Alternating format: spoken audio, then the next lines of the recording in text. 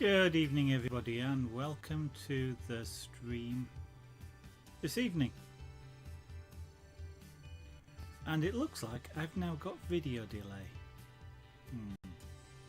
Sound and video out of sync. That's one. It's really hard. I could do with a clapperboard sort of and look at the playback. But anyway. Sorry I am late everybody who's watching. Thank you for your patience in waiting. I went to broadcast. I had no audio. Well, no microphone. It basically said, what microphone? What are you talking about? Your microphone's connected, and it's kind of, no it's not. Well, it was connected, but the PC was just going, nah, no, not talking to you. And I couldn't get the thing to work, and eventually I just gave up and did a reboot. But it's surprising how long you mess about with things to make it work. And the reboot worked. So we are here. We will be doing some more of this. But I have got coffee. Lots of coffee. In fact, even better than that, lots of free coffee. From our local supermarket. You can get one free coffee a day. With a loyalty card, of course. And there's two of us with a loyalty card each, and my wife doesn't drink coffee, so I get it. So I'll be slurping that before it goes cold. Not that keen on latte that's gone cold, so but if you hear lots of bangs, you're hearing lots of bangs. It's firework night. Well, yesterday was firework night, but it's Friday. It's Friday, isn't it? Yes, it is. And being Friday, people have their firework night late. So there's going to be bangs going off. There's probably lots of flashes going on outside the window as well. I said flashes, not flashing. But I'm not watching it, so I don't know.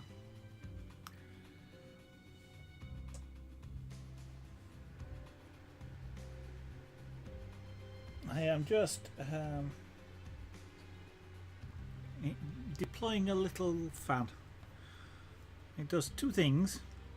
It keeps me cool, and if I arrange the fan such that the air blows up the front of me, any smoke or anything that gets generated here is blown away. Acts like an air curtain. Really nice. Fluffy Twiglet, good evening and welcome. It's the weekend. Well, sort of. How are you?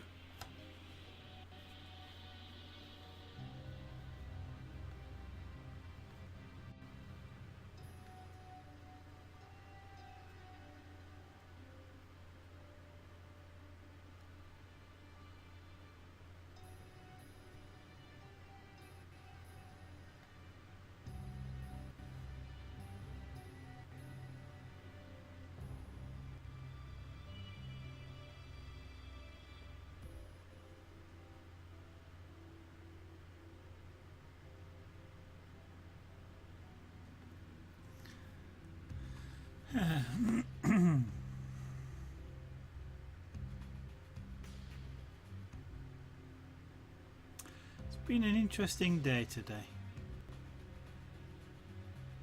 It's been an interesting day today from a work perspective, but also an interesting day today from the perspective of getting a little bit, just a little bit, closer to a new studio.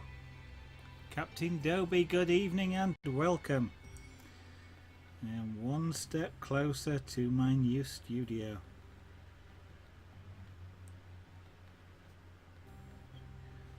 The only problem is, when I do get the new studio, I won't be able to afford to do anything in it. But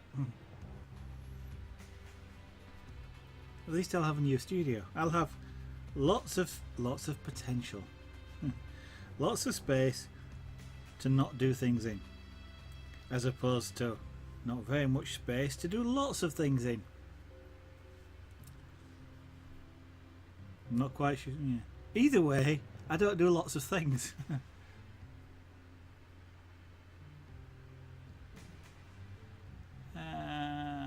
Yes, but you go to fireworks.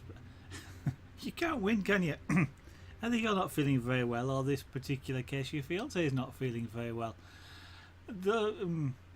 You might end up. It wouldn't necessarily be such a firework display. I mean, literally, the word damp squib does seem rather appropriate in that particular case. I don't actually know what the weather's like outside here.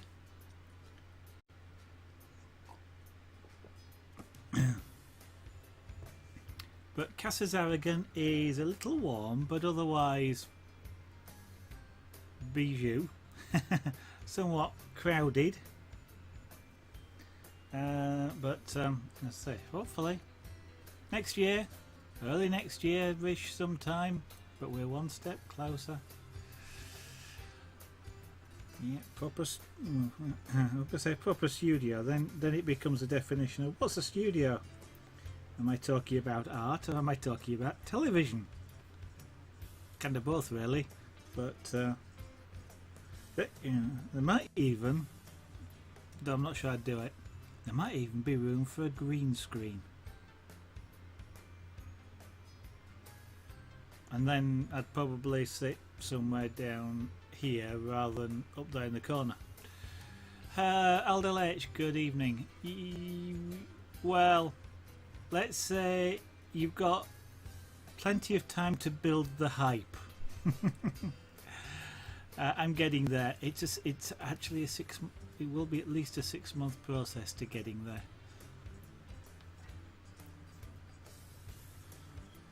But I know how big it is. I know how many lights are in there. I know how many plugs are in there. And there's not going to be enough. There is never enough plugs. There's never enough plugs, that's right. And what am I using here?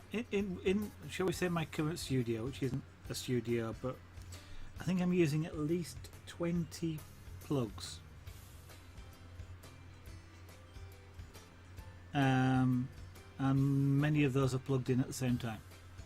So and I won't be having that many in the new studio, but at least there'll be more sockets than there is now.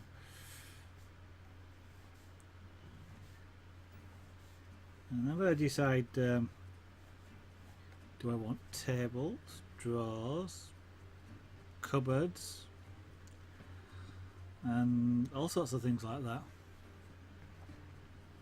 And if I have drawers, do I have big drawers or small drawers or wide drawers or short drawers, or I've got a whole wide world of choices.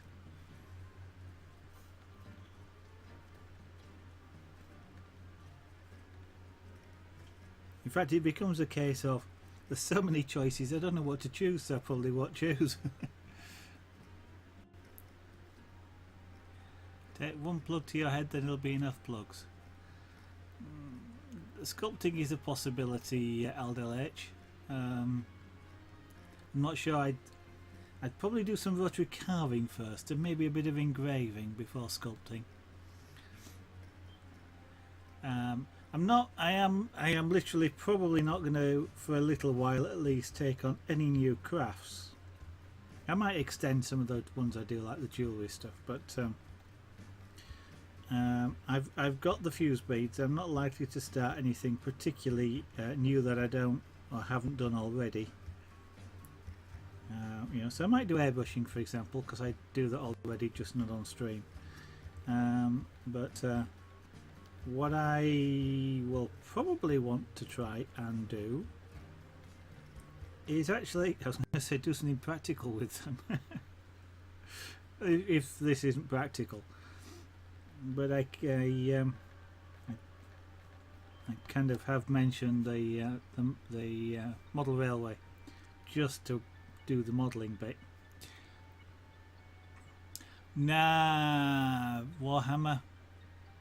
I'm not interested. Not interested. it would be a giant train set in that space, Fluffy Twiglet, especially since the first one I want to have a, well, I know around, actually around about now, I know very shortly I am going to get an N-gauge train set, and I'm not talking sort of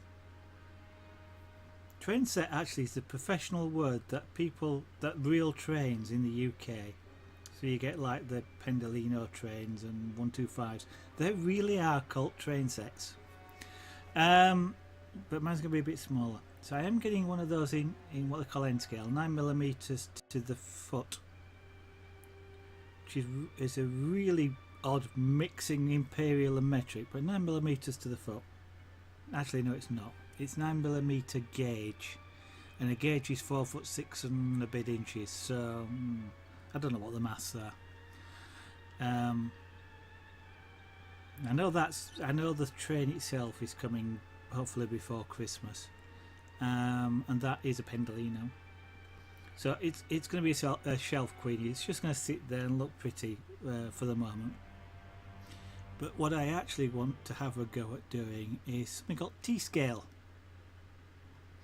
Don't really care much about playing with trains, but they're doing the modelling stuff around it. And T-scale is the track gauge is 3mm. Now I'm trying to remember what 3mm is in American. Well, 25mm is an inch, so it's 1/8 of an inch, give or take a bit, and that's small. It's very small. It means you can get a complete layout on top of this board. So in sort of 17 foot by 15ish foot, it's a giant layout. No, I'm going to do one somewhat smaller, just on a coffee table. Just because I want to play with T-scale. And having said I don't play with train sets, I love miniature things. And keep your jokes to yourself. I love miniature models, especially working models like that, and I reckon it would be fun to have just have a play about with and be able to actually sort of have some sort of computer controlled model that just with hills and lights and buildings and things like that. And so that I think would be a subject of perhaps of an occasional stream, of sort of building a building or doing something with that. And that's probably one of the first unusual things I'm going to do. You can indeed. You can fit a whole train set on your hand, and that's sort of 9 carriages. It really is tiny. I mean, you're literally, I mean, this is A4. This is smaller than A4. You can fit a loop of track on there. In fact, you could probably fit a figure 8 if they did a cross up. But with a bridge in the middle. That's how small it is.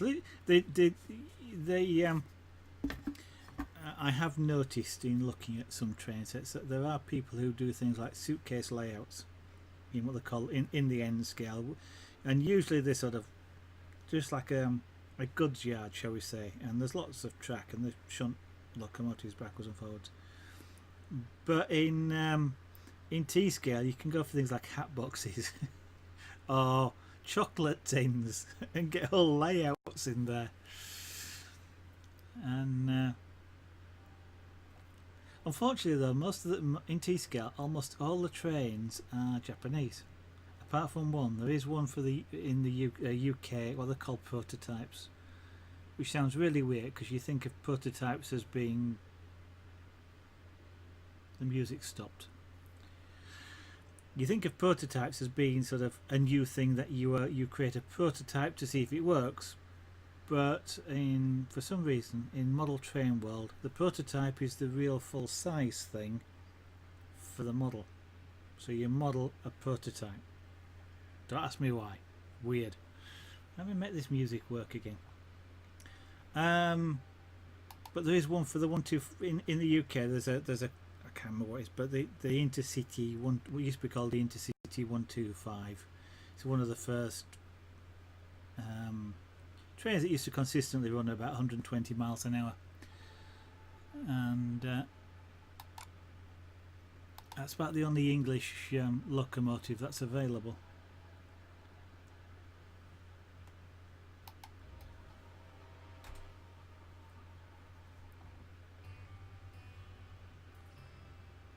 Come on, play. Yeah, right.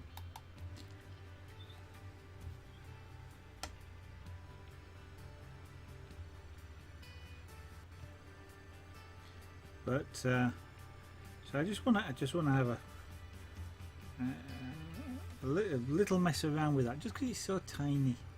That's the bit that interests me more than anything. It's just it's so tiny, and again I'd like to just run that with a so it runs on a coffee table, but you have a computer and it driving it. It's something like a Raspberry Pi or something, not just something.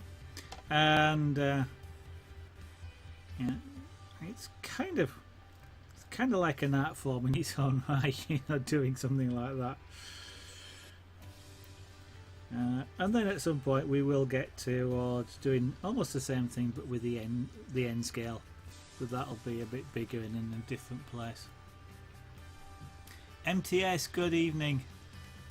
Yeah, it's starting to look a lot better than it did the other night. I tell you what though, MTS, I'm going to make you a little bit jealous.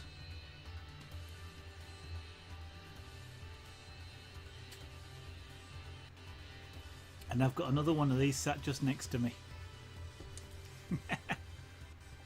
And it was free. Well, let's say no money was exchanged from it, but like everything else, it's never free. It's a loyalty card thing, and you could look up on it as they give you coffee for your data, but freshly ground latte.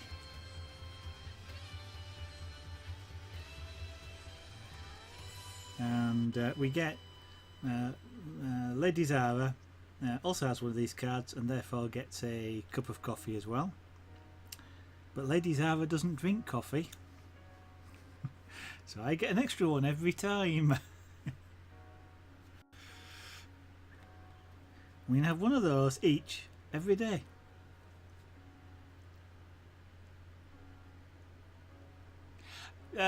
It's not a coffee loyalty card, it's a supermarket, a grocery shop type loyalty card. So in theory, of course, what they're doing is capturing marketing data from you, and sort of to encourage you to go into the shop. Of course, whilst you're there picking up your coffee, you can just, whilst you're there, you might as well go do the rest of your shopping as well. It's that sort of thing, rather than the Costa coffee type thing where for every coffee you get a stamp or something.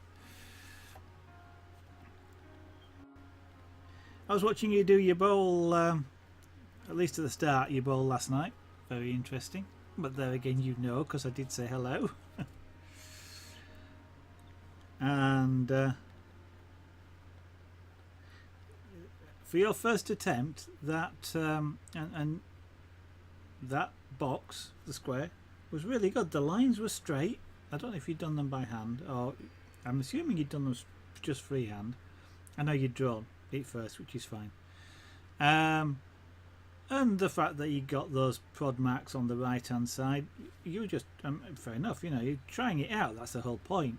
You got to learn how the things work, and you worked out that it's better to drag the point the other way. Right. No, thanks is to you for doing it. Okay, I don't think it was that bad. Okay, there's all sorts of things you can say about it, but the lines were straight. They were in even tone. They weren't light and dark. You got nice clean corners. There was no overrun. yeah, on that right hand side, you tried with your pen the other way. Fair enough. You first try it playing about with it. It was good. I'm surprised you were saying it was slow because usually those sorts of pens are sort of quite hot, and usually the problem with them is trying to do things that you don't want black than the other way around. But no LDLH, but thank you very much for that. That's kind. Yeah.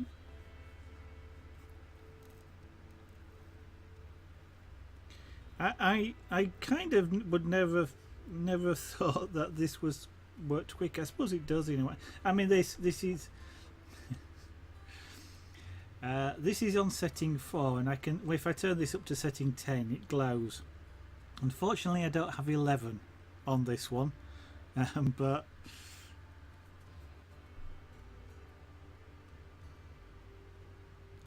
that could be as well. As I'm sure you know, the heater for that is in the barrel. Well, I'm guessing, but the heater for that is in the barrel. That's the usual method. And if the tip isn't screwed in to make a good contact with the sort of the end of the element, they can sometimes not transfer heat as fast. And then once that tip loses its heat, it takes a while to warm up because it's quite a chunky bit of metal at the tips usually. Whereas these, of course, they're directly heated, but it's there's not a lot of heat capacity. Some of these tips do cool down too much to. In theory, the sort of iron you've got there, you should be able to draw a line. You know, keep going on the wood like this in a circle or whatever for hours, and the thing won't actually cool down enough. If I tried that with some of these tips on here, I'd get about 4 inches before the tip becomes cooler, just because there's such low metal content in them. They don't have as much quantity of heat built up in them. But okay, that may be more the problem with it than if it's sort of rattling a bit.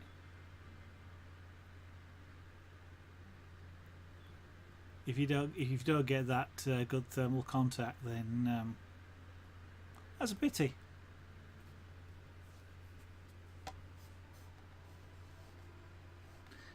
But personally speaking, I'm glad it didn't put you off.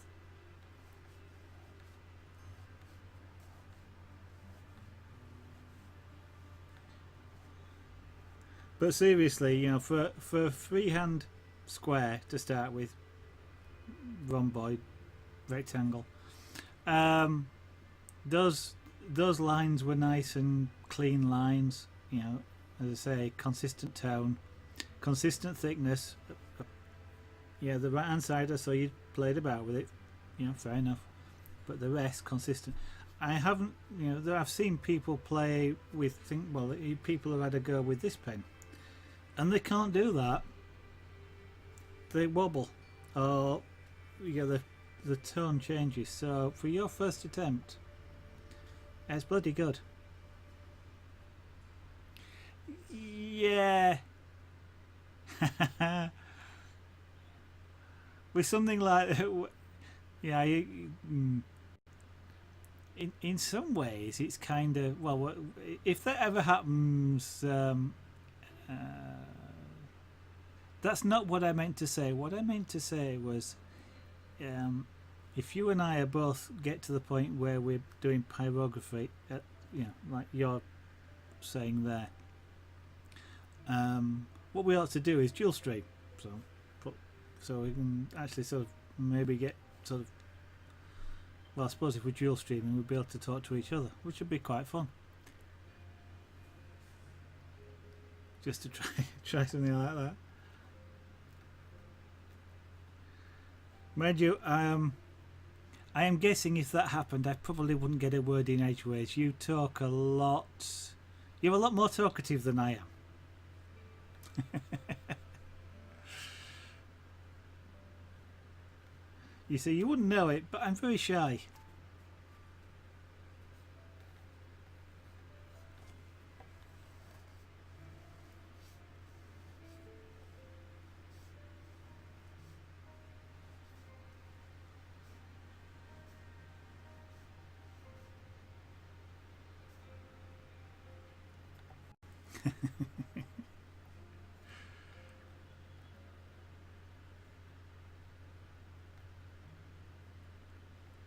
Yeah. I'm also quite lazy, so if you're talking, I'm quite happy to let you talk.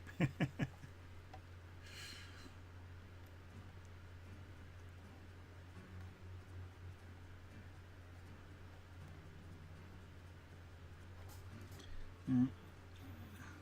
These areas here, well, they're obviously strong shadow, so I want the fur around them to also be quite dark. So I'm just to do that.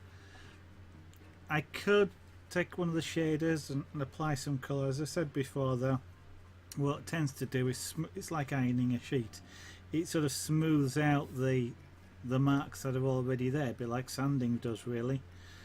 Sands out scratches, and it becomes somewhat bland again. So just by literally just keep going over the top with the pen, and just sort of building up layer upon layer, I still maintain that sort of hairy look, and eventually it gets dark, but it's a somewhat slow process to do that.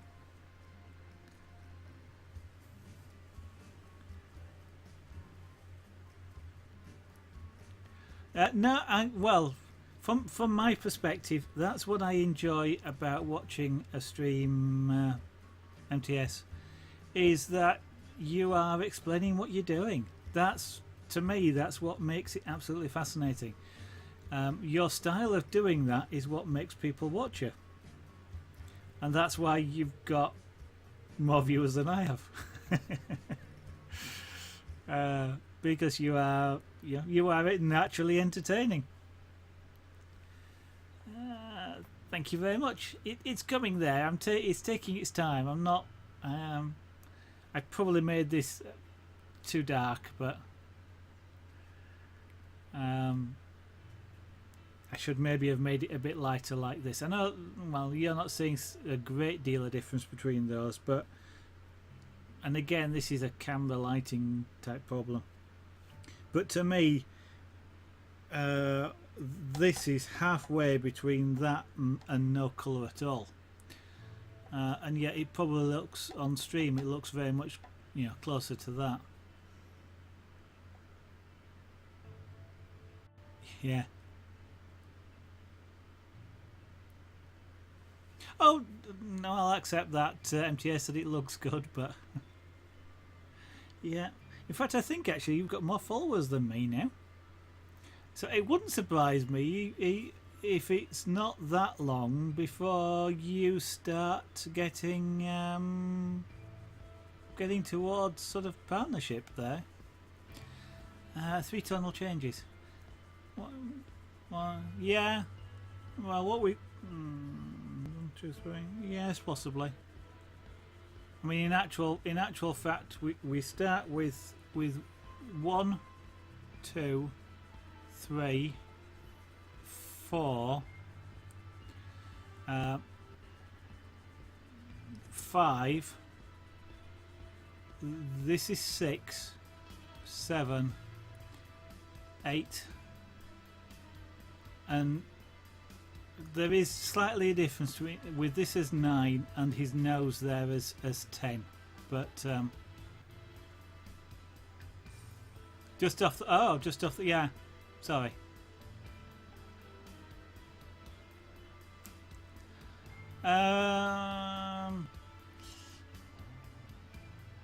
It's cheating in a way, MTS.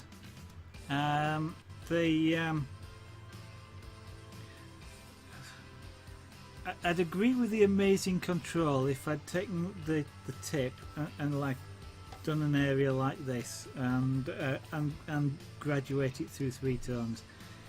Because this is just kind of put the pen down and do that and just create lines. I don't really feel that it's amazing tone control, but thank you anyway. Um, MTS, I think you probably would be. I can't remember how many streams you've done now, but I think you've got. I've forgotten how many followers you've got. I've got a feeling it's over 500. I can't actually remember, and in the number of streams you've done, that's really fast. So I think it'd be, if you're not going to apply, I think they'll be coming after you at some point.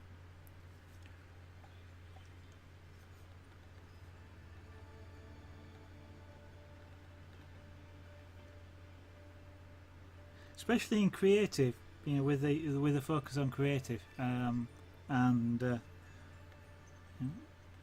that. So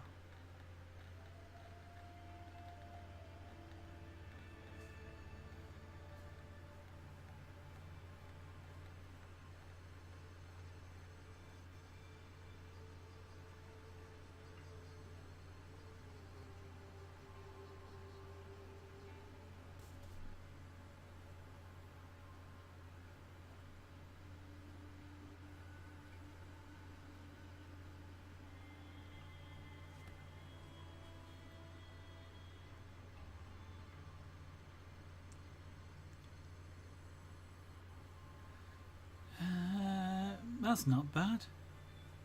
I've not seen a great increase myself, but I'm not that good a streamer. So Bob Raff sends in 3 hours. It is going to be interesting to see what happens then, Captain Derby. Might be kind, but I also feel I'm being realistic, MTS.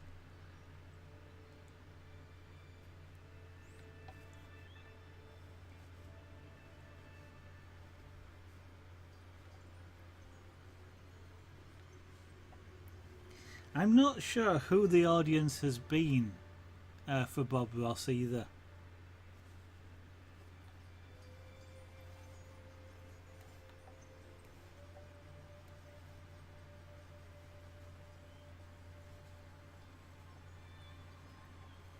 I mean, I know there's the viewer count on it has been more than people who would normally watch the whole of Creative altogether, but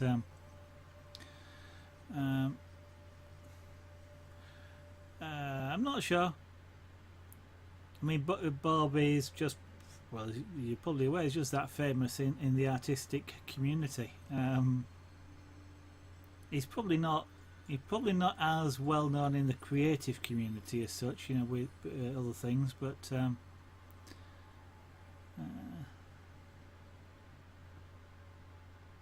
I don't know anything about his son actually, Captain Derby. It's just, in some ways, it's the person, the name of the person, and it's. I'm not. I was about to say I'm not a fan. That's not actually true. I don't follow him as a fan. I think he was good at what he did and the way in which he presented, and the fact that he basically said, you can do a decent picture if you learn some of these techniques, and he sort of inspired a lot of people to try.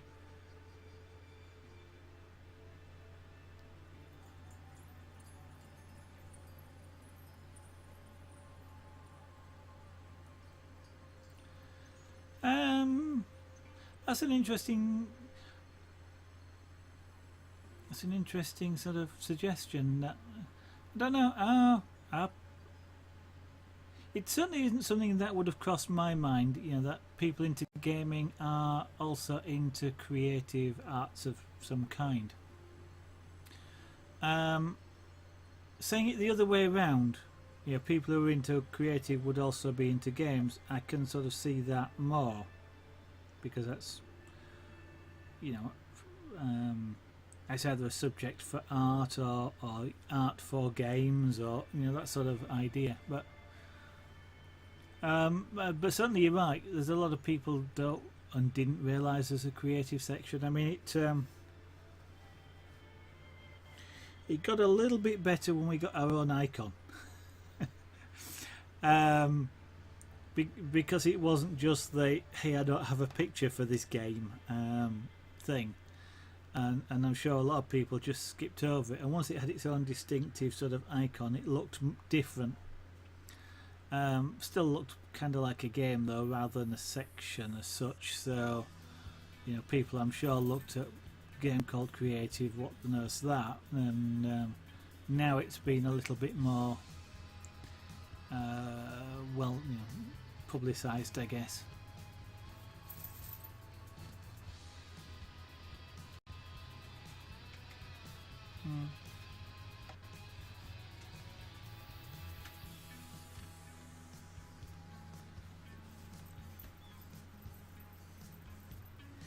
I mean, I think the broadcasting of well, a couple of things I was going to say there. I think the broadcasting of Bob Ross has sort of was a good move. I think there's a lot of people that have sort of gone, oh, there's somebody painting, because of course he was front page, and a lot of people looked and have continued to watch because it kind of is. In some ways, it's kind of addictive, especially because he finishes a picture in 30 minutes. It changes so rapidly, and I think a lot of the gamers are. It grabs their attention because it moves fast, kind of like the stuff you do, MTS. Whereas the rest of us who do things like this that take days, people get bored with. But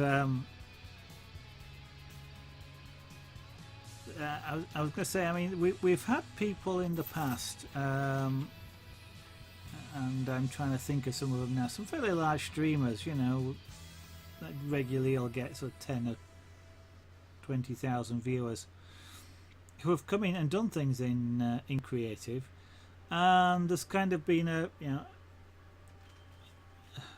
little bit of a peak when those people have been in there.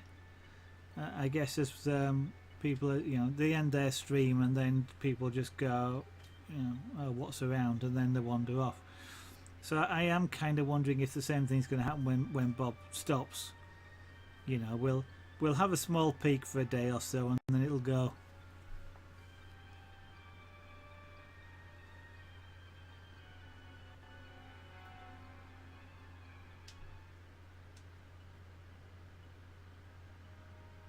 Yeah. Well, that was for me. That was kind of one of the nice things when I found that I liked doing the chainmail, the jewellery, because I mean that, daft as it sounds, this is still relatively long. You know that I can complete something in a stream, and this is about the only thing I can complete in a stream. Most of the other things take at least 2 or 3, and I think the other thing that I do, which sort of attracts people, is the carving, just because it's sharp knives or sharp chisels, and I think people watch to see you either to make a mess of it or to create blood all over the place. Yeah, I wouldn't actually MTS, although.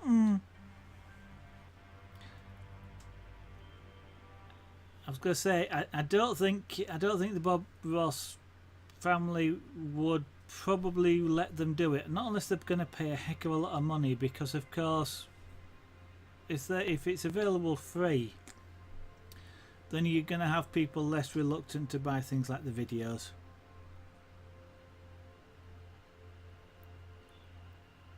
It might MTS, but somebody's already doing it, and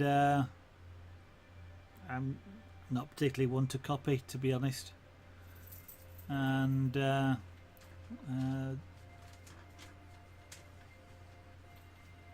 you? I don't know. I actually haven't looked, to be honest. MTS on YouTube.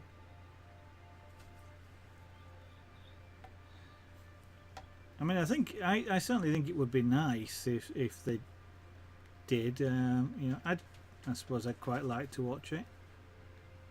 I actually didn't know they were available. I knew some were, but I didn't know if they were there because they were supposed to be there, or they were there because somebody's just dumped a DVD onto, you know, onto YouTube and shouldn't have done. Yeah.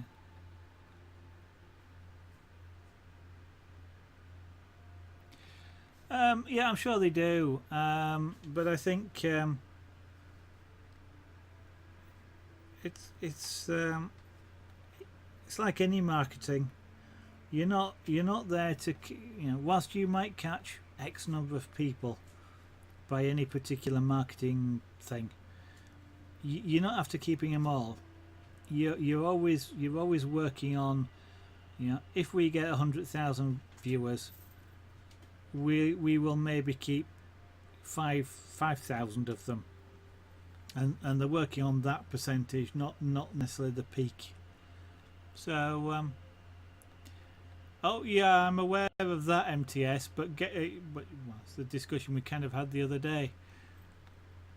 It's, whilst you can get it, are you supposed to be able to get it? It's, if it's pirated stuff, I'm kind of not interested.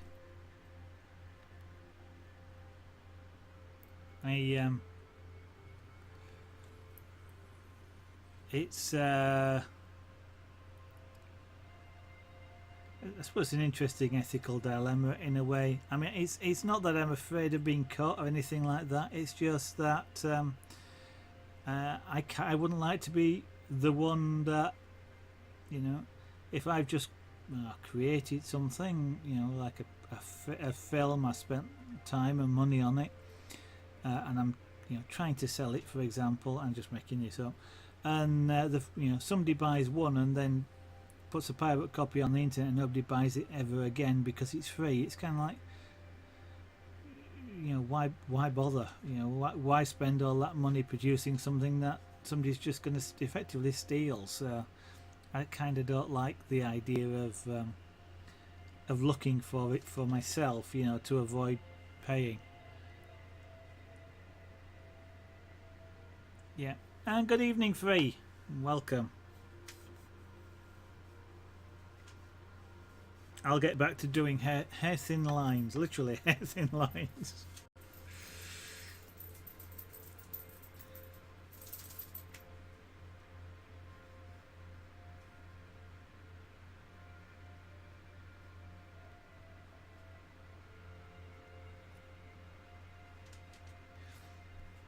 So it's Friday night tonight, Free. What's tonight's stream, assuming there is one?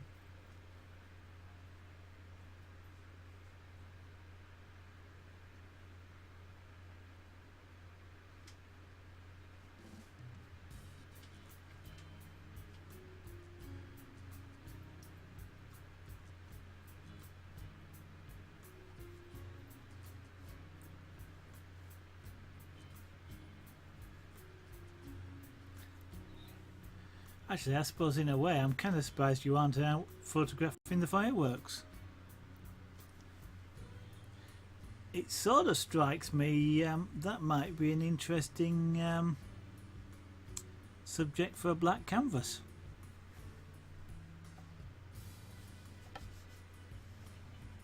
And that is the thought that's just crossed my mind now, so it's feel free to nick the idea if you like.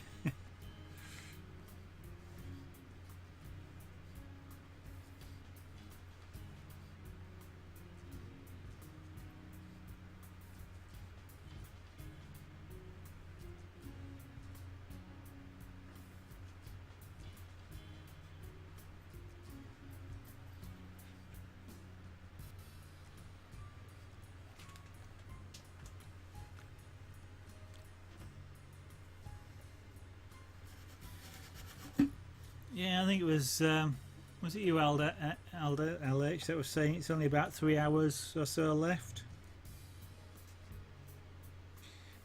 Is there something special happening at the end of the stream? Or is it just... okay, that's the last one. Bye.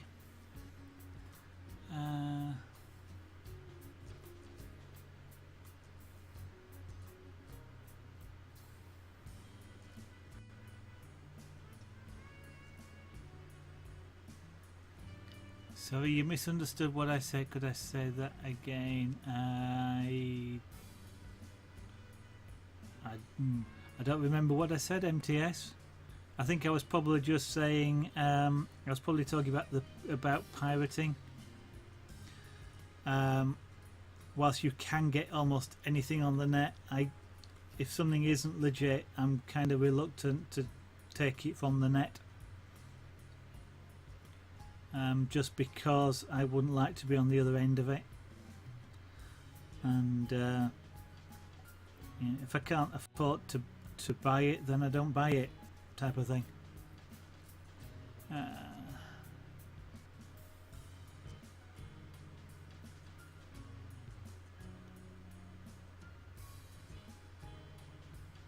Okay.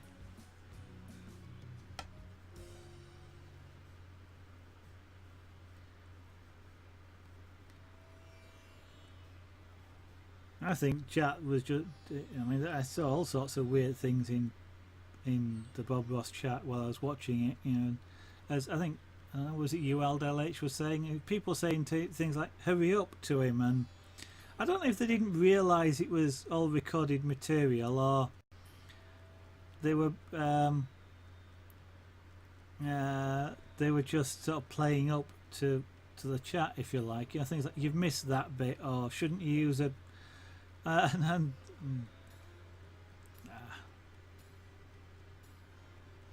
something about canvas. Oh, what I was saying was, well, the thought just crossed my mind that in the UK we have firework night, a lot of fireworks around the 5th of November, and there seems to be a trend these days to sort of fairly large display type fireworks going off, which does create, you know, quite extensive light shows. And I know Free is a photographer as well, and as well as sort of an astronomer, and I just was suggesting that maybe he should have been out there taking photographs and then perhaps painting them on a black canvas. The light bursts and things like that could be quite an interesting image.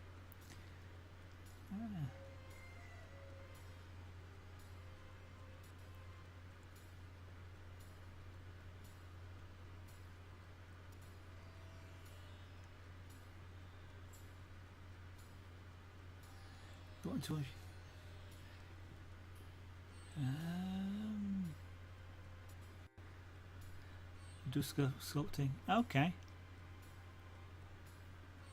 I obviously have missed Amy sculpting as well then.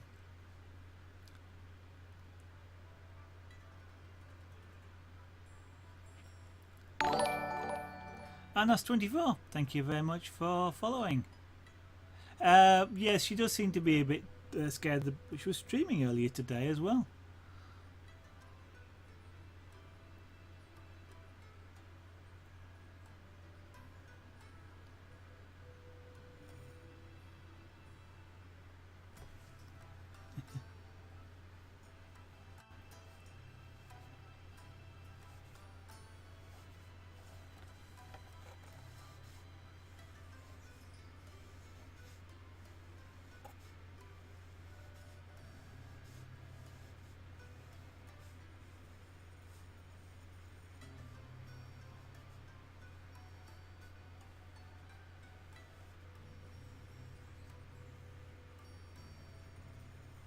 Have you been streaming your the glue ups as well, MTS, or just the? I saw you prepping the ring yesterday, or just the carving.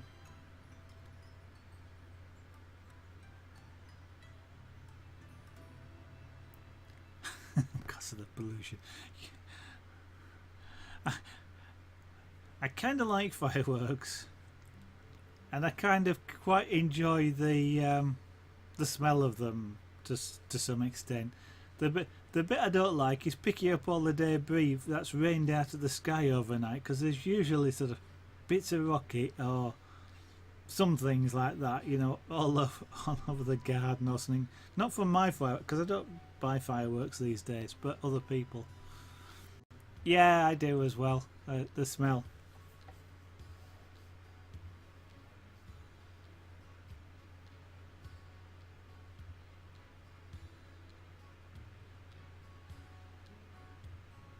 They're fascinating as well. I mean, there's a heck of a lot of technology goes into a firework, or technology design, shall we say? Um, all the timings that like rockets that do these bursts, and all the timings that go into the powder mixes, so that it takes X seconds as opposed, rather than 2 seconds, it's 4 seconds. Sizes of the balls and how they burst, and it's a heck of a lot of information goes into it. But yeah, you're right, Free. They are really expensive. Looking in our local supermarket who was selling them, mind you, it's always difficult to judge as well. They had a box which is probably about 18 inches square for £90. That's what, about $120 US dollars. And it doesn't look that. I mean, I suppose it goes on for about 5 minutes, but it's still £90 for 5 minutes is really quite expensive. I mean, the more I do things like this, and you sort of learn just how much design work costs, then you sort of, £90 still sounds a lot, but you can kind of understand where a little bit of the expense comes from, and I'm sure a lot of the expense is just because they can. But yeah.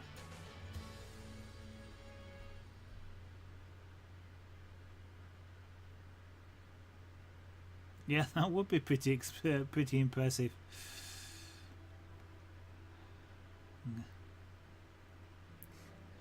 Mind you,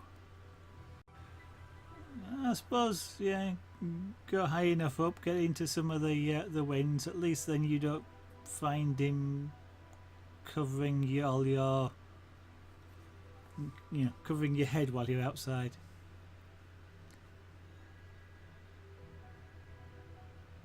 Cheat my tails, but yeah.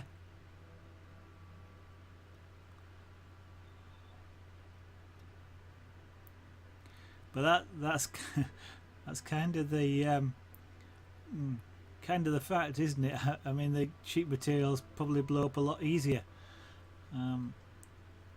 It's things like gelignite or some of these modern explosives that you can fire bullets at, and you can jump up and down on, roll a steamroll over thing, and it just goes. Put a detonator in it, and the thing leaves a crater 6 foot wide.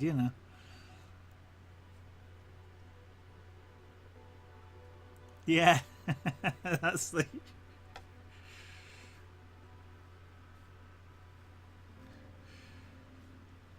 That's kind of the. I didn't really want to say it, but it's kind of the.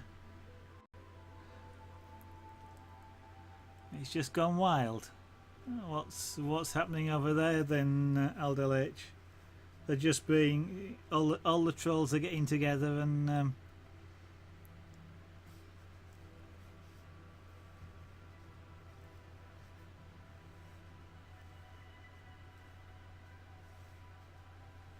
that would be the funny bit, wouldn't it? If you got the trolls in that stream and they didn't realise it was recorded, and they kept trying to troll the streamer, and getting more and more frustrated because they were being ignored.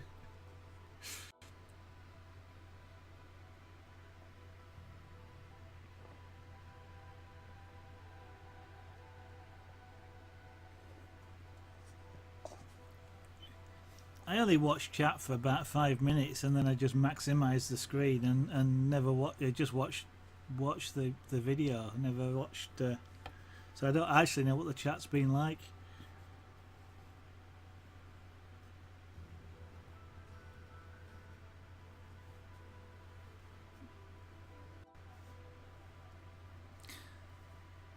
Now, one of the things I will need to do with this hair is still do some more shading even when I get all the hair in, because it still looks like that's flat across there. There's like a flat plane. I somehow need to shade that in some way that at least makes it look like it's sort of the front body of the cat. Right.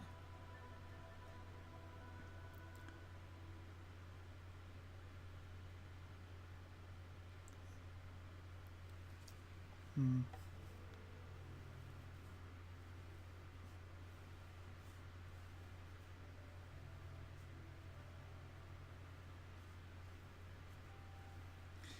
See, if I was new, if I was new to creative and went in on a chat like that, where you're getting lots of banned comments as people are just being silly, it did kind of put me off. Kind of like, why would I want to be there? Why would I want to watch streams that are like this? Or it certainly would potentially put me off from streaming. I mean, I'm not that thin-skinned, and the odd person that's coming here and I just go, yeah, and ban them. And seeing that sort of thing does put people off. I mean, a few people have said that in coming to the stream here and sort of they've talked about being afraid of the idiots and the trolls and things like that, and I guess not necessarily realising that why bother, they're just not worth it. You can just ban the things, but I think it certainly puts quite a few people off. Hmm.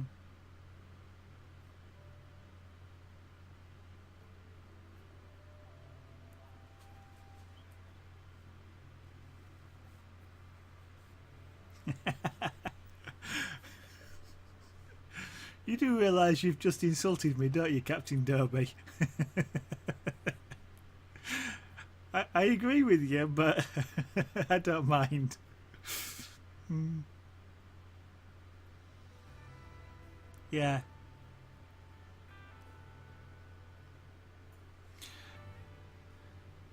Oh yeah, a slow chat that yeah, not necessarily that slow a chat, but yeah, one that at least is sort of free flowing, shall we say, and it's not scrolling off the screen so fast that you just can't see anything going on. Yeah, it's all right, Captain Dobby. I'm just teasing you a little bit.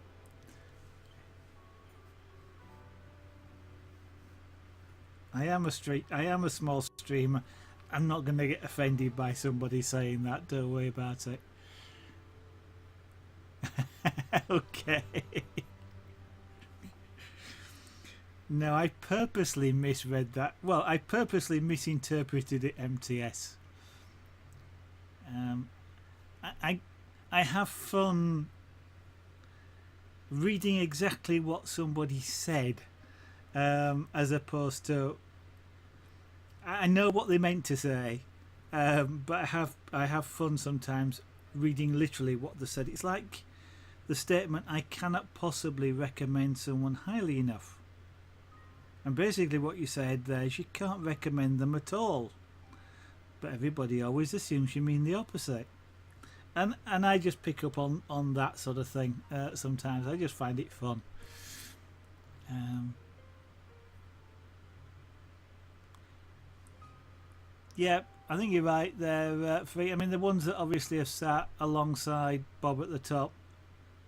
Um, if somebody's dropped in, they've just seen that and somebody next to him, and they've picked up on those, and away you go.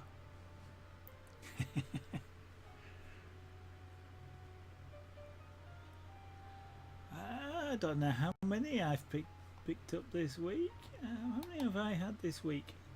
It's actually, this month has been quite slow. Last month was quite a pronounced increase, and then it seems to have dropped off. I'm not fantastically following this sort of thing. My work at work is partly statistics, so I just like to look. I don't particularly follow them that much. But how many we had this week? One, two. Why don't I just refer? Oh no, that won't do that. 1, 2, 3, 4, 5, 6.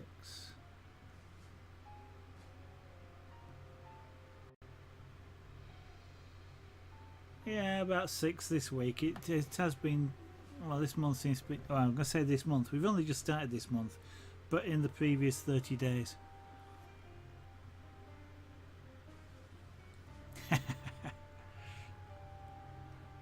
Yeah, indeed. I mean, I think. I mean, one of the statistics I find interesting on my streams is, okay, I don't get a lot of views. You know, I might, well, it'll say it's like 20, let's say 20 views, and I know Twitch obviously banned things, you know, 20, you know, not to 20, 20 to 40, and so on. But what I find interesting is, you know, I'll look at the hours watched, and it'll be, I'll stream for 2 hours, and I'll have sort of like 15 hours watched. And I'll look at the number of viewers, concurrent viewers, average concurrent viewers, and it'll be sort of 6 or 7. And you look at that, and it goes, well, you know, I might only have had 7 viewers, but they watched the whole stream, end to end. And that I think is absolutely fantastic. I mean, it means more in a way than sort of having, you know, 300 views. And they've been there for 10 seconds. And Nakamui, good evening and welcome.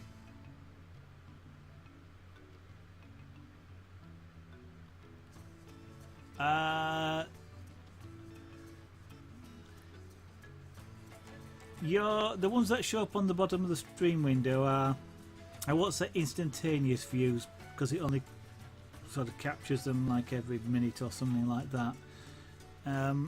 What it would translate to in the stats would probably be the nearest thing would be the maximum concurrent viewers, because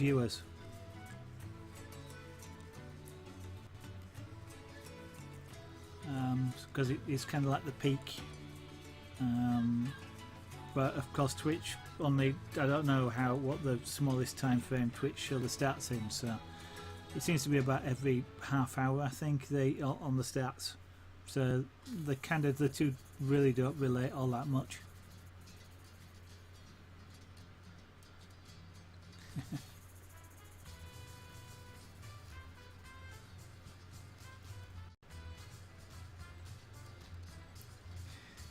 There's the odd time though when I've looked at the stats and it sort of said, you know, concurrent viewers or views, something like that. I can't remember which one it is, and it'll be something like 400, and maximum concurrent viewers has been sort of, I don't know, 300, and I'll go, well, obviously I got raided at some point, but I missed it.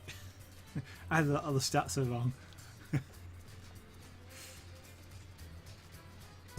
I'm gonna have some. I was gonna say I was gonna have some of this other coffee. I think it's gone cold now. I'm not that keen on cold coffee.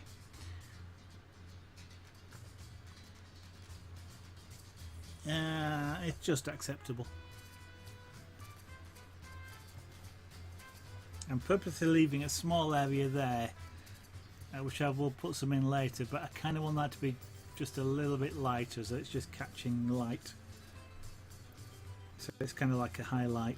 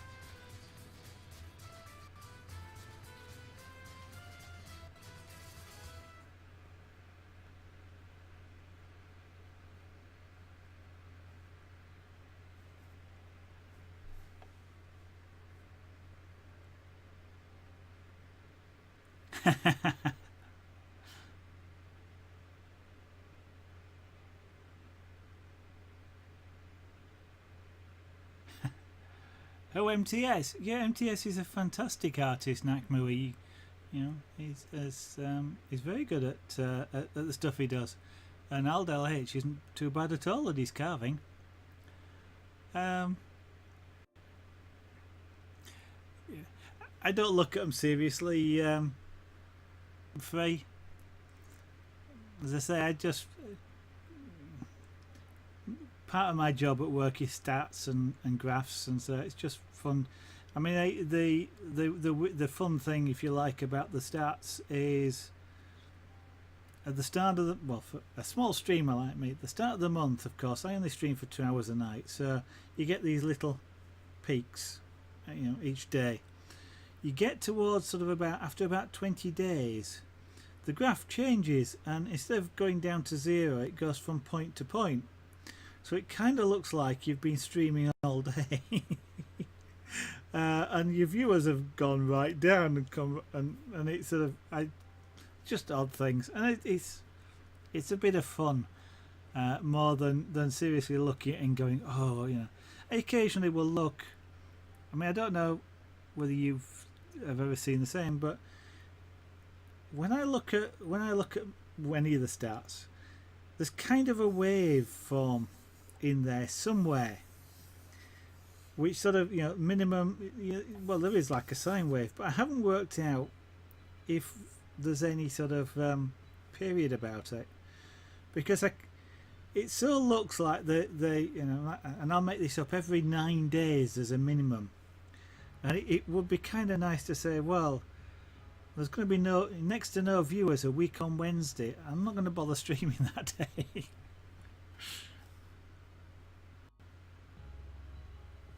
But and it's just fun stuff.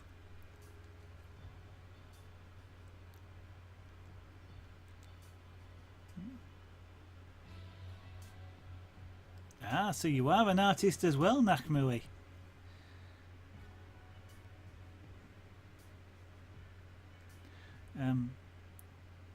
Your Twitch name just resembles, for some reason, now that you said that, your Twitch name kind of resembles night music.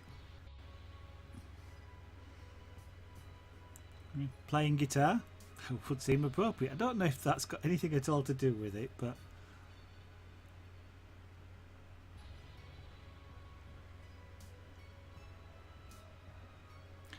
I haven't played the guitar though for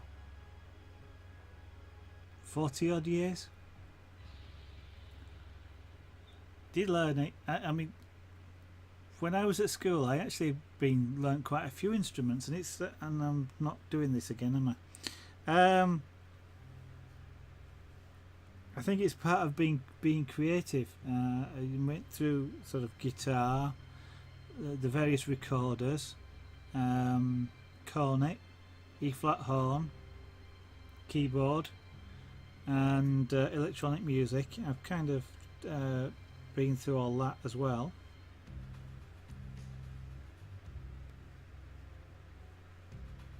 And finally settled on art, I guess.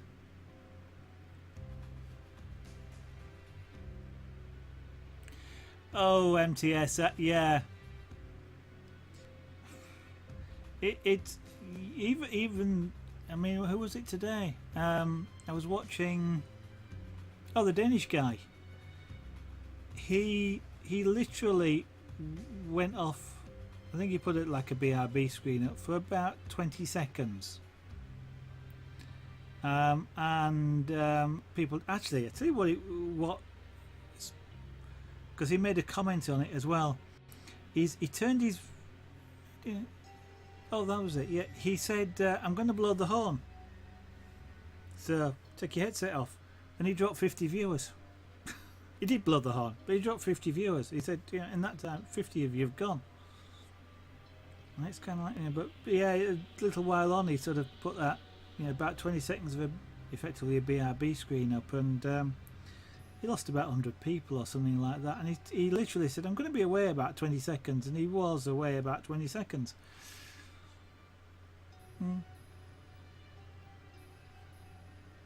Yeah, it is. I mean, it just, in some ways, it just shows you how little the attention span of people that are watching, really.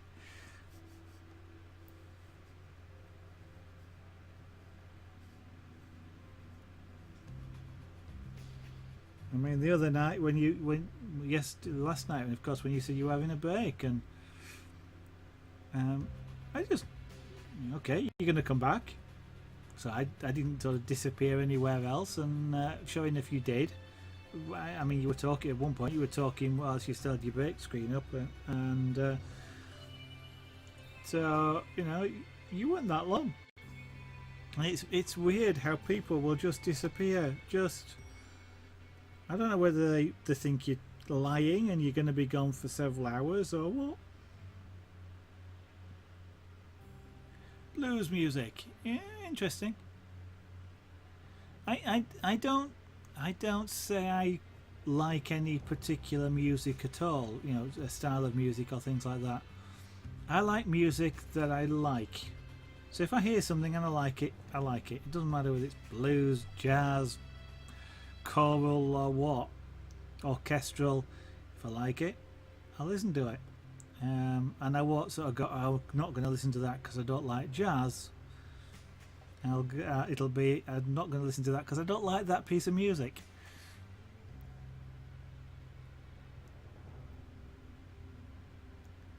Yeah, it's a cool concept in a way. Is the hosting and things like people raiding in a way, but I don't think you really actually pick up many viewers from it, as you say.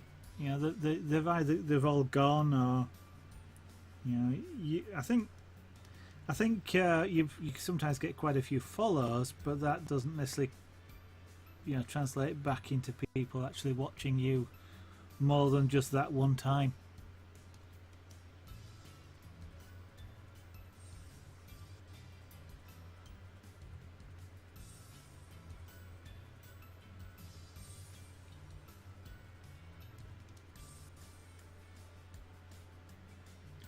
Yeah, at some point I'd like to watch the glue up and press, but just to see how a professional does it. I don't do it at all. So I understand the concept of the press and what have you, but yeah.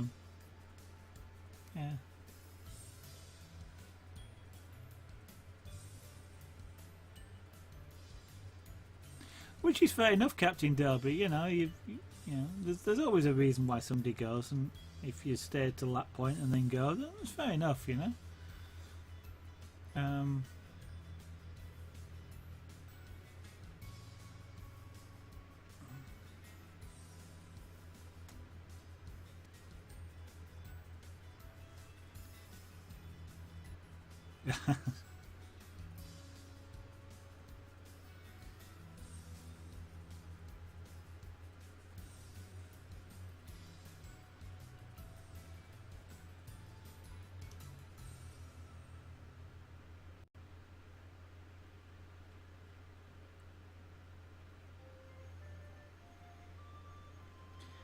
Yeah, you see, the senior one's free, and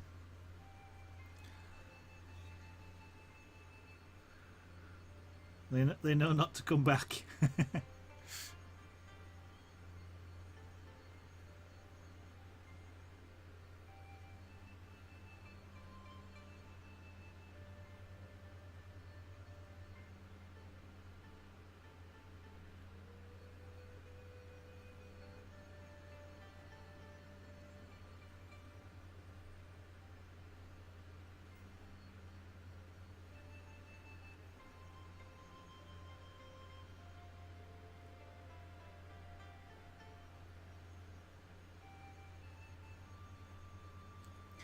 Mind you, those that they don't know what they're missing. Well, they wouldn't, would they, if they don't come back? But the English language is funny sometimes. But they're missing out.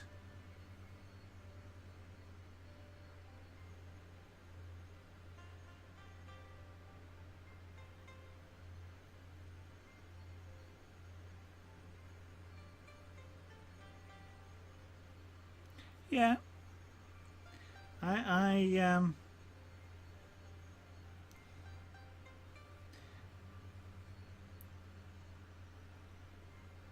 I don't often. I mean, if I'm watching a stream that where the streamer then goes on a raid, I don't often follow because quite often the the only reason they're doing it is effectively to troll the other person by dropping either 1,000 viewers on them just to see what the reaction is, or they just pick anybody out the list, and yeah, there's no concept of whether the person that they're raiding is any good. So I quite often will look at it on the point of view of I'll take a look for myself at some point.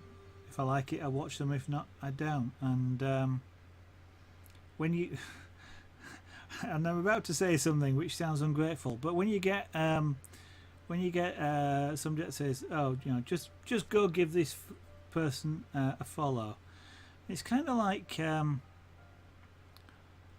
it's what I was talking about earlier in a way. It's a follow that you've got that's never going to watch your stream, and it's if somebody sort of says, if I'm watching a stream and they say, "Just give this person a follow," I won't automatically follow them. I might go and look at them streaming and then follow them, or talk to them. When somebody comes here and they'll be telling me about what they stream, for example, and I'll go, "That sounds cool. I'll follow you so that I can see what next time you do it and see what you do." But yeah.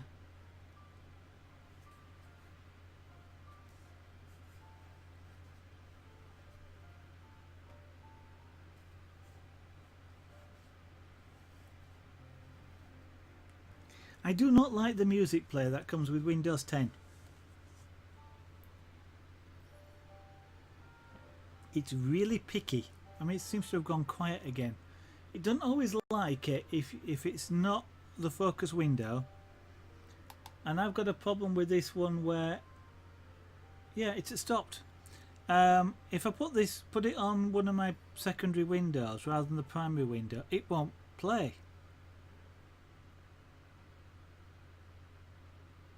Yeah, so you're not generating any sound.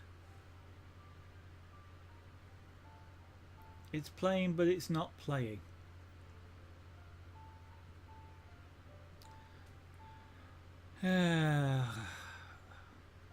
Why they have to? Well, they mess around with it because, of course, it displays advertising and things, and they're trying to get you to buy music, but you've gone totally silent, haven't you?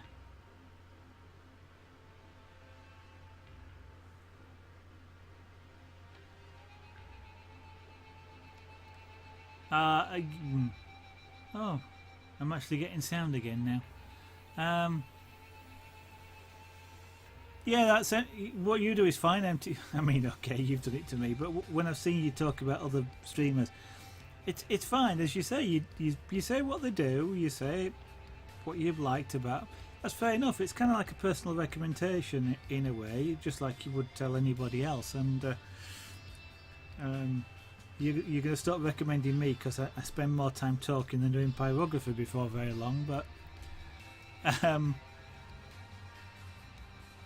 yeah, I will often watch people for 2 or 3 streams before I'll actually follow them. So my list of people I follow is kind of things that I am really interested in watching, and then I kind of and if somebody sort of stops doing what it is, it's maybe a bit harsh in a way, but I will quite often say, okay, well, what you're doing now, you get a creative streamer who decides to give up, if you like, and go play games. I'll go, well, actually, I don't enjoy watching you stream games, so I'll, I will unfollow.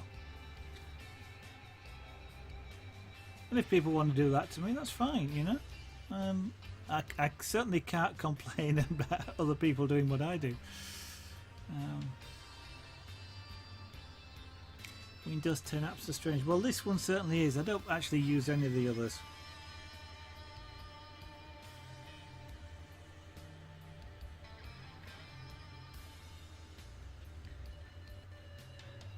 So I don't know particularly Elder H.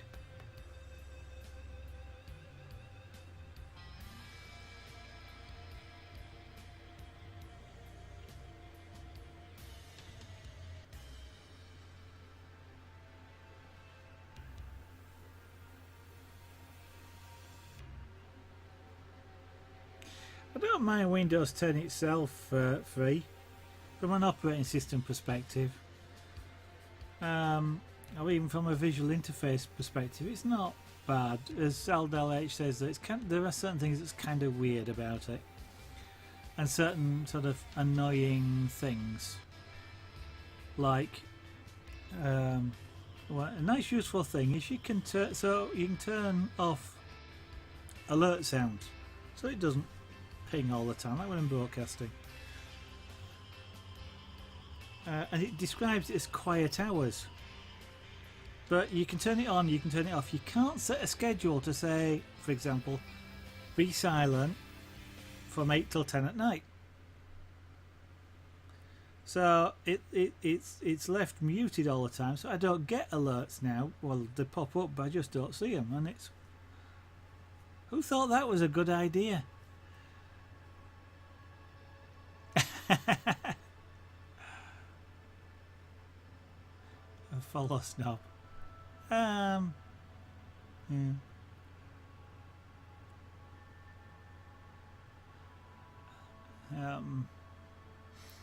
While I'm awake. It's when you watch creative streamers that are really good at creative streamers, but when you watch them play games, you can't stay awake. It's more that sort of thing. I don't think you'd be like that, MTS, but it's. I watch a fair number of YouTube things, and there's YouTube people that I watch, and they will stream a particular game, for example, not stream. Have a video on a particular game. I'm just not interested, so I just don't watch that particular video.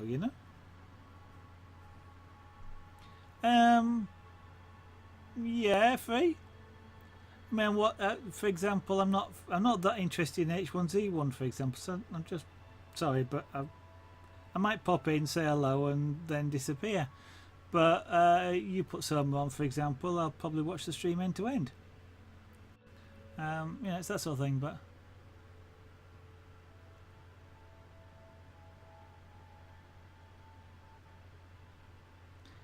lucky for MTS, he lives in the USA. Why is that, LDLH?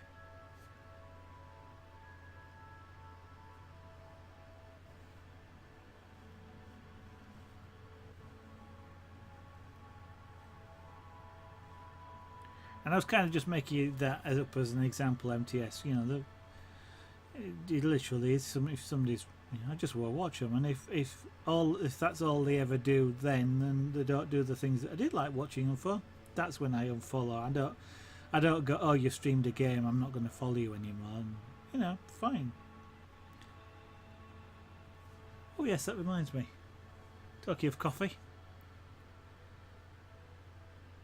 Not from me, Aldel H, because Free does other games, other streams, painting, which I enjoy watching. So I'll follow him for that. I just won't watch the stuff that doesn't interest me.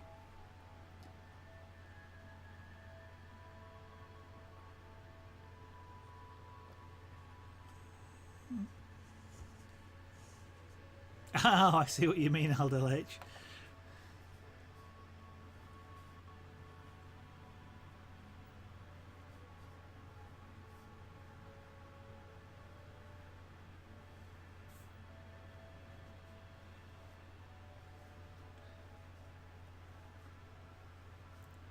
No, it just really depends on the game he plays as to whether I watch him. But I wouldn't unfollow him unless he never does lathe work again. If he never does lathe work again, then and doesn't do something else that I like watching, then I possibly would unfollow.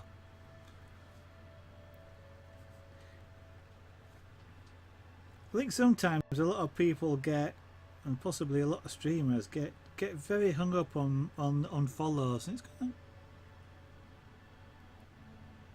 it's I mean, it's like on YouTube.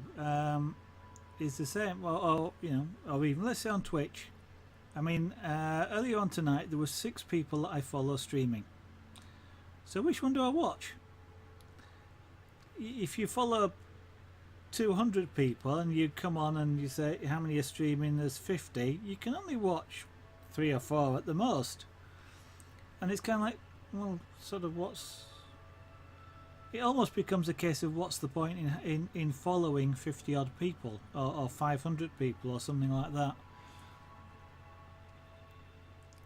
Yeah.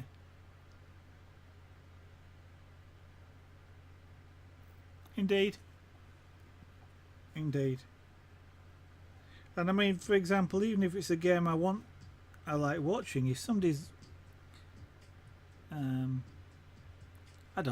I like playing, or I quite enjoy watching Farming Simulator. You get somebody that I might watch doing something else, but when they play Farming Simulator, they play it in a really stupid way, you know, trying to send it up or something like that. I'll go, you know what, just not interested, and I'll go watch something else, even if it is a game I like, you know, and they're messing about in it. I mean, that is something I don't fantastically enjoy. There's people that don't know how to play, learning how to play, and they'll do daft things, or there's, you know, what happens if we just, you know, as you sometimes do, you know, what happens if I drive a truck off a cliff, and you have a go, and you know, and you've done it, and that's it, and you might spend half an hour doing it because it's funny, but then, you know, you sort of play the game in a relatively serious. I mean, you know, you're playing it as it kind of like it's meant to be played. If they start really trying to mess it up on purpose, then I'm not interested. FS15, okay. Oh, yeah.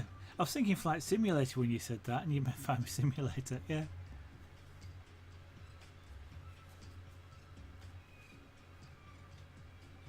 And I'd almost certainly watch you, Free, if it's around.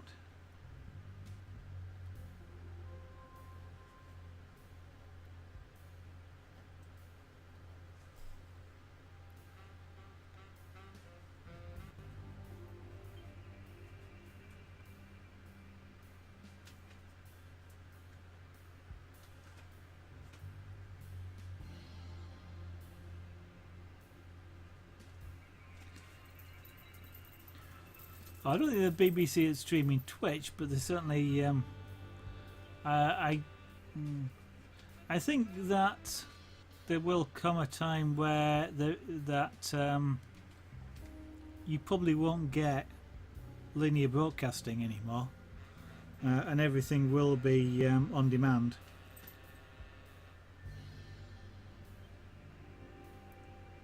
I think it's only time before that actually happens. You might get here's a recommended schedule for the evening, but if you want to watch it in the reverse order, it's up to you.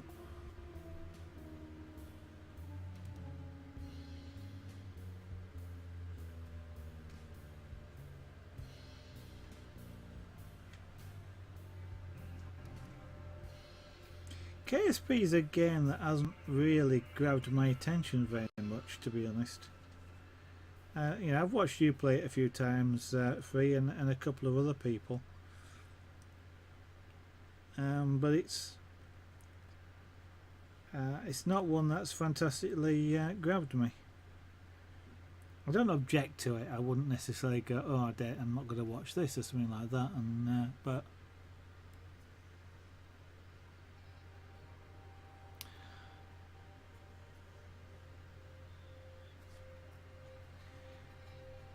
What I'm not sure about, Free, the TV license certainly is for watching over-the-air broadcasts. What I'm not sure about is whether you need a license to watch a show that was broadcast, as long as you don't watch it whilst it's being broadcast. So I know you need a license, like if you watch Doctor Who on the internet at the same time it's being broadcast, so you effectively watch the live broadcast over the internet. You need a license for that. What I don't know is if you watch it an hour later, whether you need a license for that.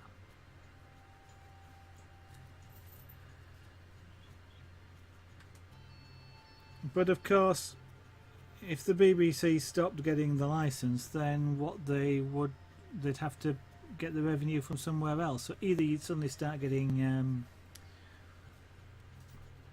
adverts, or you'd have to pay some sort of subscription. So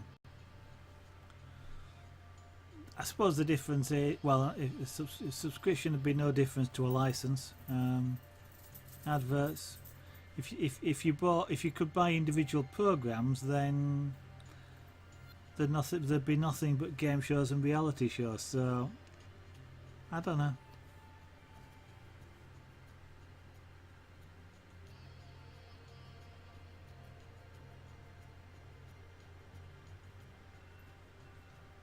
Yeah, I've not fantastically looked into it because they have a license. So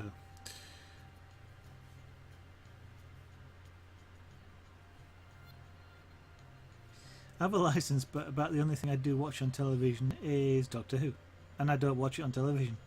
I watch it on that.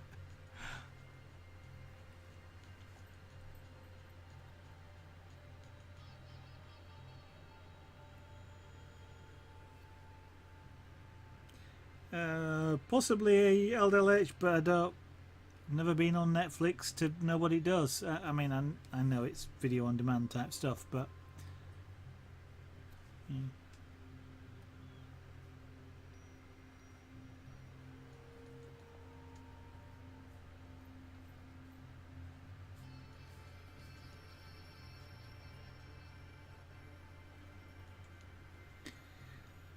I just wonder if we did go license free, which is kind of hard to say, just how much, just what sort of programming we'd end up with. I mean, if you look at some of the stuff that's on sort of ITV, especially sort of, you know, you've a lot of reality shows, and you've a lot of, you know, like The Jungle, and you used to have things like Big Brother and stuff like that, and it's kind of they only will make programs where there is a real load of people are going to come in, obviously, to watch the advertising. So I think you get towards the least common denominator if you're not careful.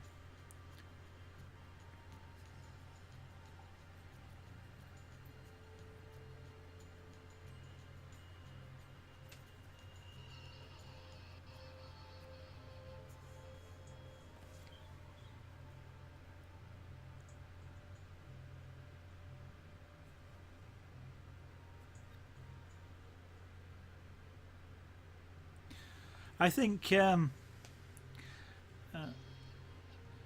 mean, I think that in itself, Free, is a presumption of guilt, isn't it? They presume that you must have a television, even if you tell them that you don't.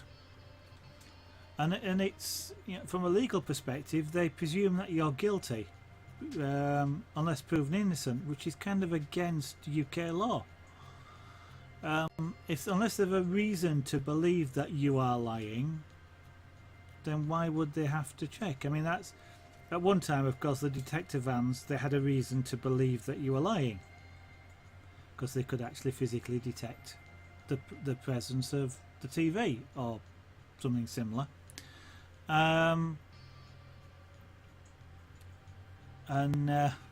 which proved interesting if it didn't have a tuner in it, but anyway. but otherwise,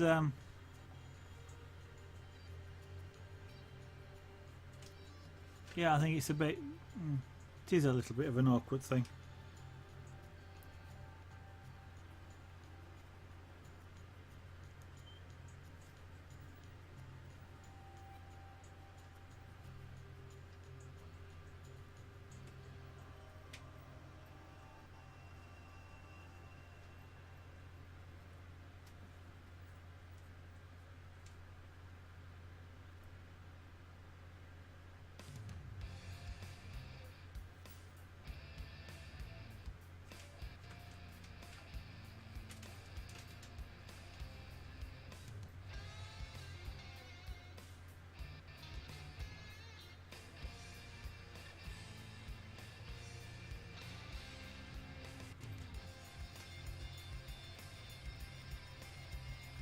Yeah.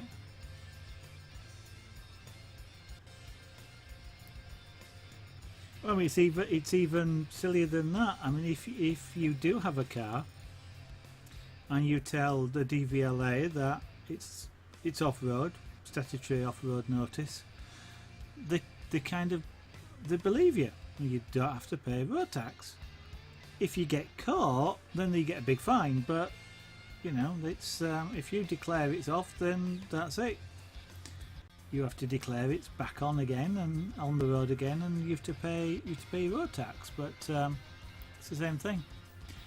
Okay, Free. Have a good stream. I will probably drop in at least for a while.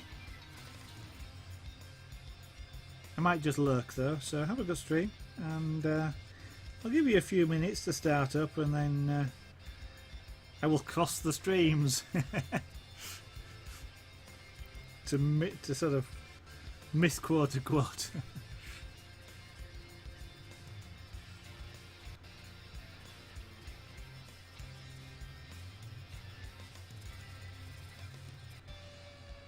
Actually, that's the second misquote I used from the same film, because I am partial to the other one associated with those whatever they're called, tools. I can't remember, because of course it's kind of like every time you start pyrography, of course it's kind of like heat 'em up. So I sort of steal two quotes.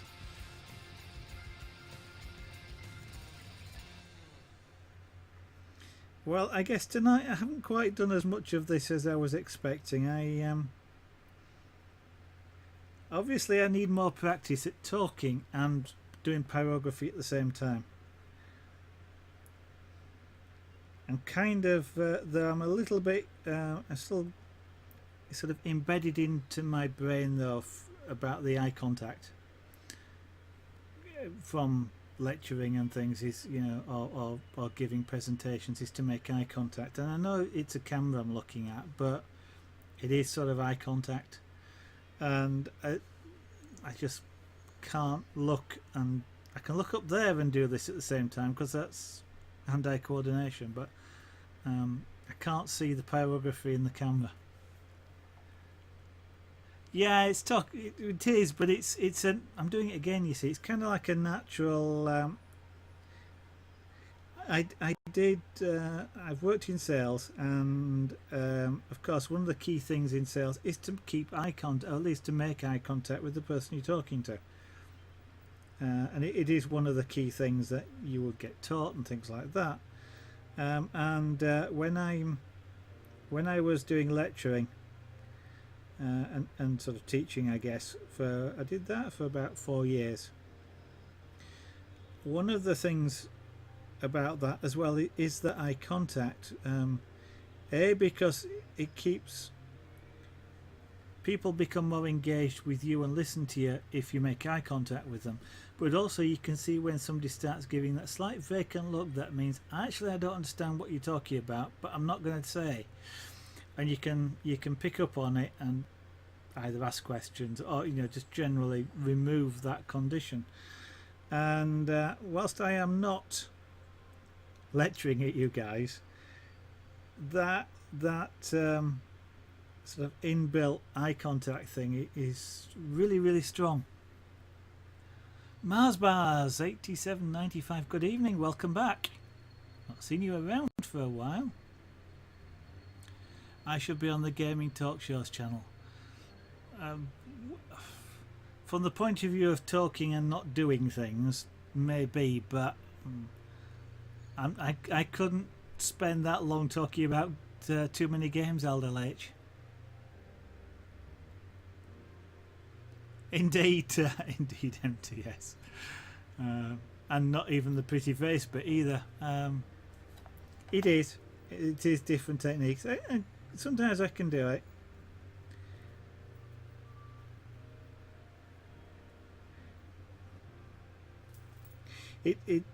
It's more triggered by the fact that, not that I'm talking while I'm doing this, because I can do that, and I'll manage to do that without too much of a problem. It's at the point where I look up and read chat, because then the natural thing is to, when I look up, to make eye contact, and then I've done it again. I've stopped, and that's just the reflex to get over. I mean, it's a completely different situation. I'm not in a lecture theatre. I'm not in a classroom. I'm not in a sales environment. Well, I suppose technically I'm selling me doing this, but I'm not in a sales environment. And it should be something I can get over, but with practice.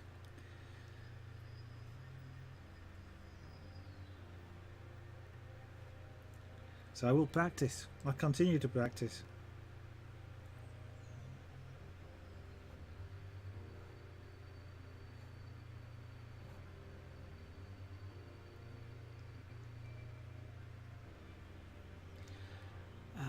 Actually, it is an idea that's crossed my mind a couple of times, MTS, is to actually put a chat window just down here, literally next to the piece of work.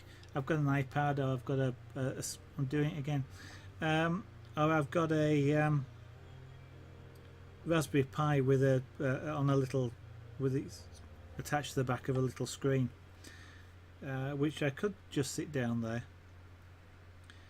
And it is something I've kind of thought about doing, but it's that round to it again. I've got plenty of square ones, just no round ones.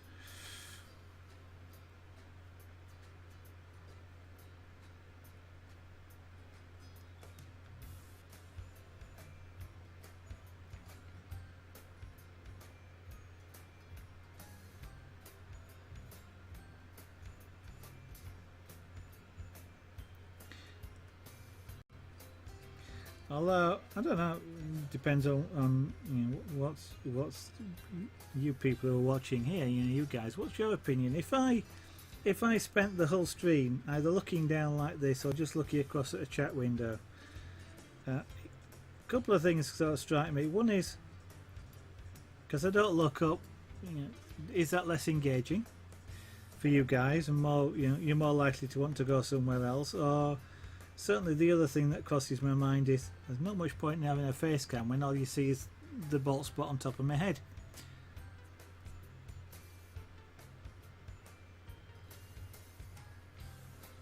Yeah, I've noticed the two monitors you've got there. You running chat on both monitors then, MTS? Because I've seen the one in the background, the OBS, and you've got, I assume it's OBS, but whatever you're broadcasting with, and a chat window to the side of it. Are you running a second chat window on the monitor in front of the lathe?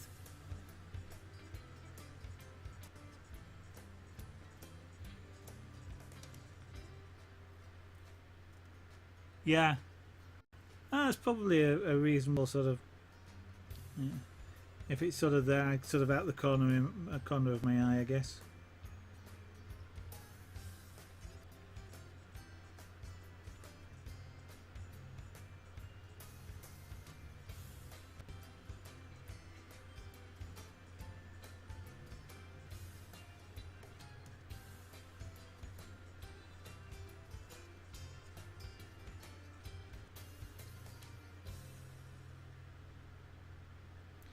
I mean, I could go to sort of a longer view of on the face cam if I kept it, you know, move it back a little bit or move it to one side so you get more of a wide shot. Kind of feels like a bit like a waste of screen space when I do that. But I guess that potentially sort of you know, you get a slightly different perspective on the work like you do with your two cameras. Yeah. Oh yeah, Twitch alerts.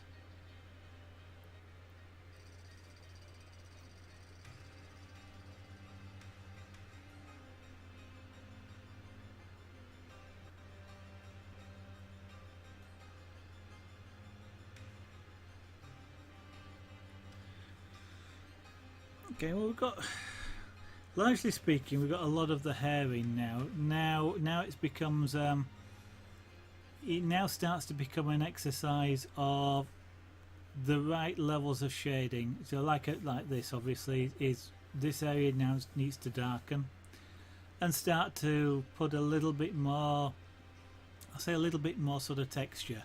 But as you can see things like lighter and darker bands and highlights, and just generally make it a little bit more sort of main-like as opposed to flat. It's not flat hair, it's sort of all not tufts, but you know what I mean, it's bunches, I guess. Sort of try and get a little bit of bunching effects into this, a little bit more random. You know, the cats, like any cats, they do keep their manes quite clean and it's like combed hair all the time, so they are quite smooth and fluffy. But I do need to sort of add a little bit more shape. It's still, there seems to be a very much like it's flat just there. I need to work on that somehow. Thank you, Aldel H. It's a good. My view of it is it's a good main. It's not yet a great main. And it'll get closer to being a great main, but I don't know I'll get that good. I need to do something about the ear as well. That didn't turn out as well as it should have done. I have done some work on it and it does look a bit better than it did before, but it's still a bit meh.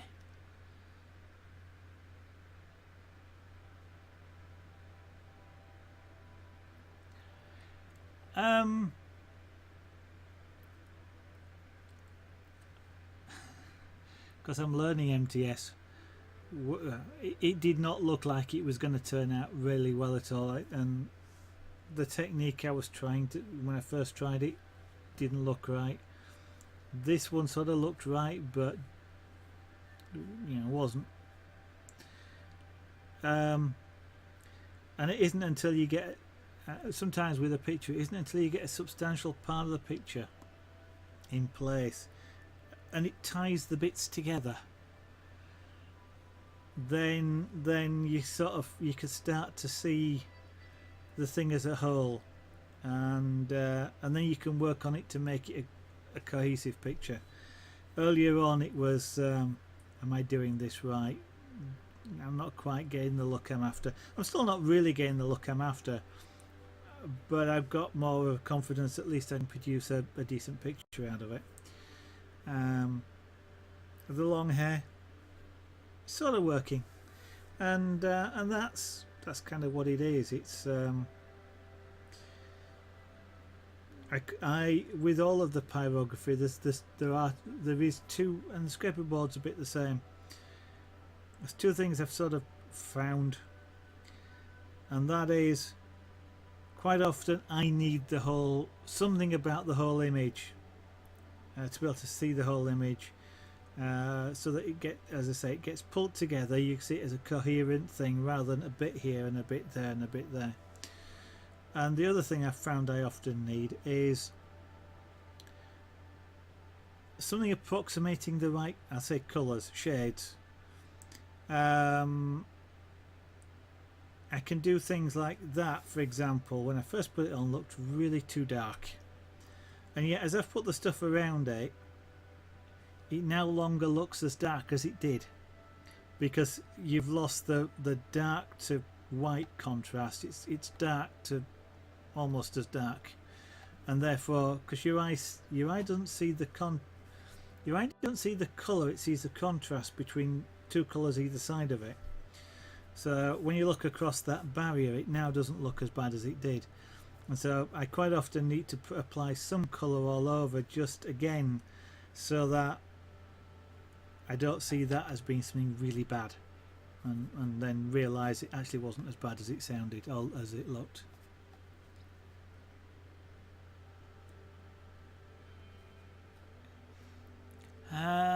Just the top of the main. Yeah, there's some up there. I'm almost done, but that almost could be another 4 hours or more. And I think I'm probably going to do something with the background, darken this background down. I think. I'm debating that. I kind of wanted a very light Joe, because of quite a few of the sample pictures I've seen of lions. That's quite whitish, often in a fully grown lion. But I can't get any lighter than the wood. So if I wanted it whitish, I'd have to make the area around it dark.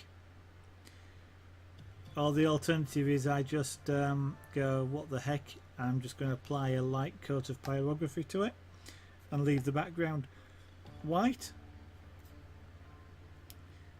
I'm not sure whether it works or not. Because of the heavy shadow here, there is a sort of a strong hint that there's a very bright light just here, and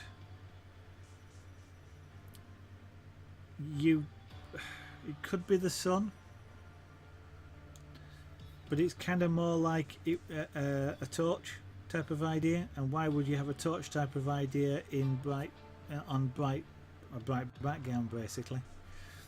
So, I don't know. Thinking about it.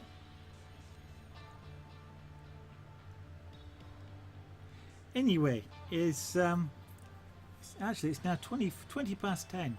It is not quite my bedtime, but it is time I finish. So let me switch that off before I forget, and it's on all night.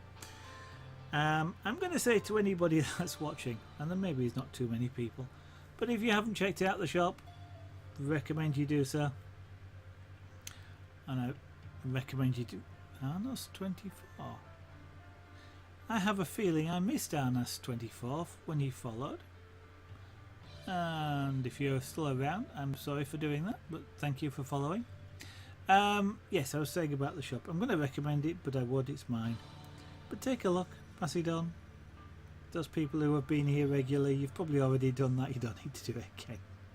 But thank you for looking anyway. If you're not following, then of course I'd like you to do so. But again, in light of what I said earlier, if you don't want to, that's perfectly okay. If you want a notification, follow me on Twitter. A tweet goes out when I go live, and very little else tweet wise, so you're not going to get inundated with me, at least not yet. On the other hand, just want to catch me tomorrow, you can do. I should be on from approximately 8 PM UK time. That's 2000 hours UTC or GMT, or about 2 hours 20 minutes ago. It was 8 o'clock. So a little bit of maths, you can find out the time in your own time zone. Thanks everybody for watching. I really have enjoyed it, thank you. And I will hope very much to see you again in the studio in the future. Bye for now.